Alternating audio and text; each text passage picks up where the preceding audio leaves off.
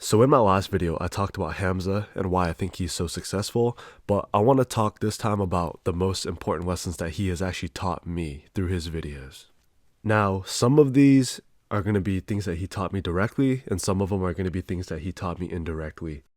As we know, a lot of these self-improvement concepts are pretty old now. There's a few core books that you can find most self-improvement topics about, and there's some courses online on YouTube that Hamza references that I learned from, but I'm just gonna summarize what I've learned and the most important lessons as well.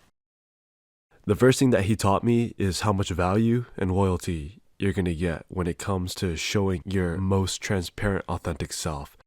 This can be shown from his unfiltered videos because he talks about the deepest, most raw, crazy concepts and things that happen with his life, like his struggles, things with his family. And I learned that when you talk about yourself in depth like this, admit your mistakes and flaws, people are going to have a crazy level of respect and a crazy level of trust for you. The second thing is he taught me about the importance of mental health. Now, everybody knows how important mental health is, and he was actually able to link me an amazing course called The Science of Wellbeing, and he was able to introduce me to gratitude practices and journaling. These several things right here mixed with meditation has been absolutely game-changing. My mental health, even in the most depressing, darkest, coldest, shittiest winter months, has been so much better than previous years during the summertime.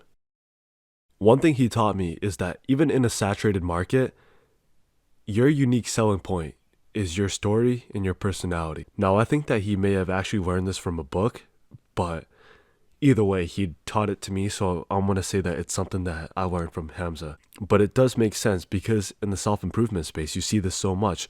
There are so many people talking about the same things, and in the fitness space as well, there's a lot of people, and it's basically the same old shit over and over again.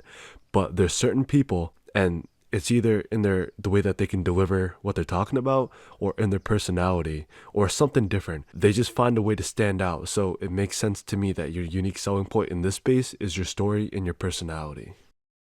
Another thing that kind of seems obvious, but also not so obvious, is the fact that the very large, worthwhile goals that you have in life should be looked at as a marathon and not a sprint. For me, these things would be NoFap, the gym, conquering binge eating, meditation, and there's a lot of truth when people say that you shouldn't try to go gung-ho and do a shitload at one time, that you're better off doing a little bit every day and leaving a little bit more left in your battery, like a little bit more desire to do it again next time, and then repeat that over and over, because in the long run, your consistency is going to be the thing that yields results. And most people that try to treat anything like a sprint, they just don't make it for the long term. One of my favorite things that he taught me is to set big dick goals and not small dick goals. So for him, and for a lot of people, what they can learn from this is that if your goal is to get into great shape, you should aim to have a 10 out of 10 body. If your goal is to become wealthy, you should aim to become a multi-millionaire, because if you fall short, then you're going to end up to where you originally wanted to begin with. But also, when you think big like that, you have a lot more potential energy to spring yourself up there. One thing I love that he talks about is how you should aim to get better and not bitter. In the whole dating market and in this current age that we live in, it's very easy to look around you on social media and just be bitter at the content that you see because things are in a certain way, or because you think that you deserve more respect, or you think that certain things should be better. But in the end of the day, you can't do anything about that, and the only thing that you can really do is become better in yourself. Another huge thing that everybody sort of knows about is the difference between instant gratification and delayed gratification, but Hamza was able to put it in a way that I understood it even more deeply, and to put it in a way to where I actually wanted to go for that. Here's something that he talked about, which I had never heard anybody talk about before. He was talking about how the secret to beating a lot of addictions and bad habits is not to actually try hard at that thing, but to first fix your mental health. And then once you've got that taken care of, those habits should yield even greater results. For example, the people that want to get into shape or the people that want to quit porn, or the people that want to get wealthy, or the people that want to quit binge eating.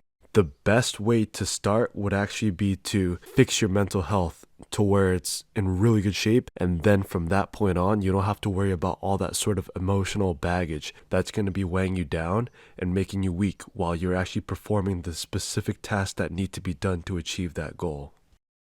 Another thing that he talked about is how routines are amazing because they keep you slowly progressing towards the end goal, and it's a great way to structure your life.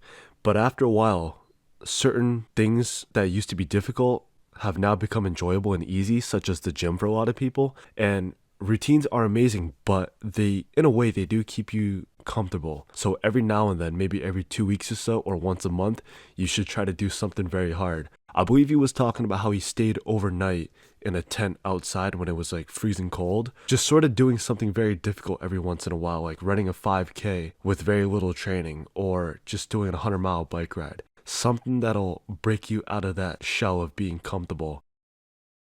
There are many other more things that he has taught me, but these particular things have stood out the most, and I don't want to make this video an hour long. If you haven't heard of Hamza before, I highly suggest you go over to his channel and take a look at his stuff, especially his unfiltered channel. And if you are one of his followers, I want to hear what you've learned from him that have changed your life entirely.